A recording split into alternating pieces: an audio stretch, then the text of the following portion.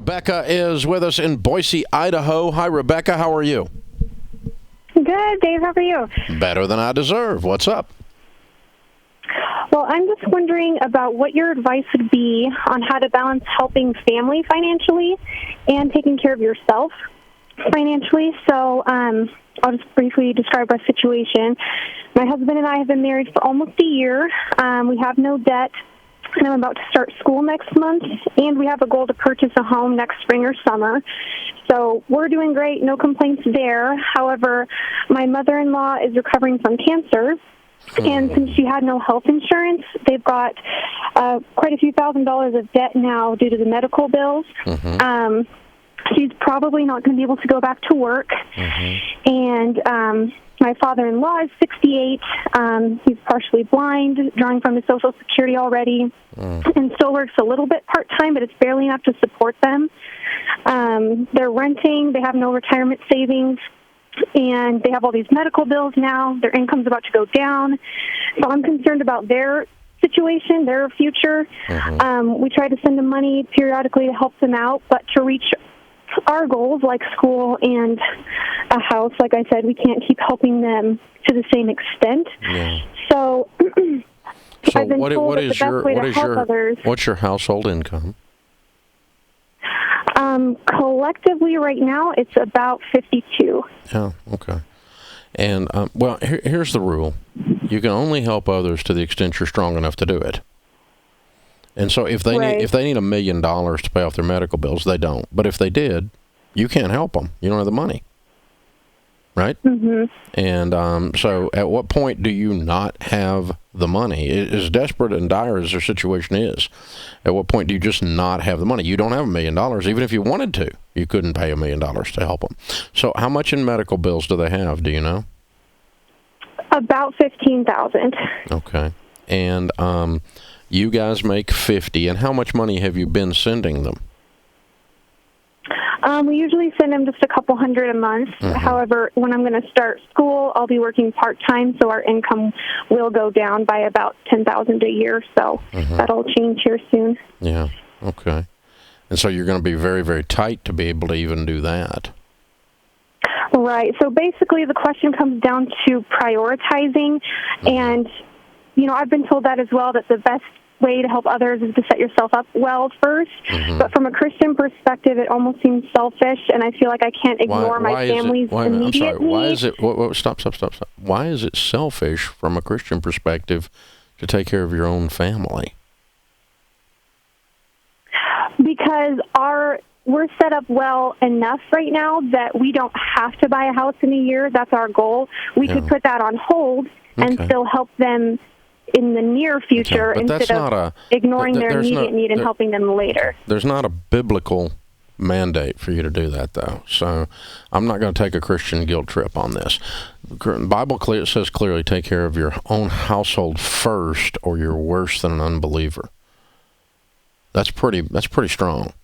So it is. Now, do good people, and including Christians, want to help mom and dad when they're struggling? Absolutely. But we're not going to spiritualize this and make you like a bad Christian if you don't send them $200, okay? That's absurd. Now, once we've said that, but good people want to help, and you want to help, and certainly your husband wants to help, and I want to see you. I want to see you be able to help them. So $200 a month doesn't keep you from buying a house in a year. You going to school might keep you from buying a house in a year. Yeah. But $200 a month is $2,400. If you're $2,400 off of buying a house, you weren't ready to buy a house anyway. So what I want to do is I want to get up under this, because what the problem is it feels like there's no end to it for you and helping them. And it looks a little mathematically like there's no end to it. Number one, I wouldn't pay a dime of medical bills, and I wouldn't have them pay a dime of medical bills until they have met their basic needs. And that's true of anyone I'm coaching, okay? And their basic needs are food, shelter, clothing, transportation, and utilities. And so he has the Social Security check coming in. How old is your mother-in-law? She is 56, about. Okay, so she's not going to be able to draw right now unless she's declared disabled. And they have absolutely no money anywhere, is what you're telling me. Aside from the Social Security, yes. But I mean, they're broke. They don't own anything, and they don't have any money. Right, and that's what concerns me. Like I said, their income's about to go down, and so they are, breaking even right now. So what you've got to do, if you really want to help, is it's more trouble than just sending a $200 check. You need to get with your husband and with them. Are they in the same town you're in by chance? No, they're about 4 hours away, so not too bad, though. Then maybe you jump on the phone, or maybe you jump over there one weekend, and you lay out a budget of how they're going to make it for the next 20 years, or the next 10 years, or 5 years until she gets Social Security. Okay? And that's basically his Social Security income plus whatever other jobs that either one of them can do given their health situations. And then you say, that's how much money there is. We need to work out a plan where you guys can live on that, because we can't pay your $15,000 in medical bills. They're not going to get paid right now. And you can't pay them either because you have to eat first. That's a rule.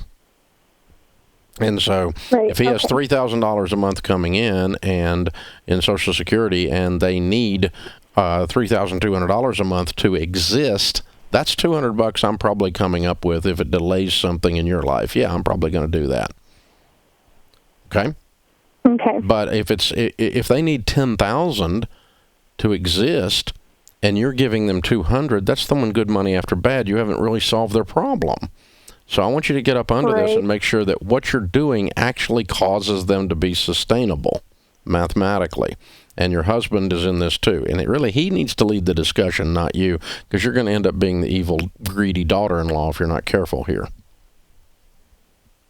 Okay. You don't want to be that one, okay? I mean, that's how you're going to get posted in this. And so, does your husband have any brothers or sisters? He does. He has one younger brother. That is how old?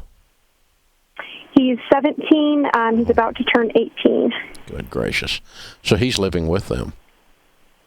Right, and that's when their income will go down, because since he's on disability, my father-in-law's on disability, they get a check since they have a dependent, but once he's 18, that will go away. Wow. Okay. So we got to lay out a game plan that sustains them. That may mean moving. It may mean doing a lot of different things. But $200 a month is not going to fix this situation, nor is it going to delay you. But it certainly hasn't got anything to do with you being a good Christian. You're just trying to be a good person and help mom and dad. It's not a spiritual issue involved here. And don't over-spiritualize it.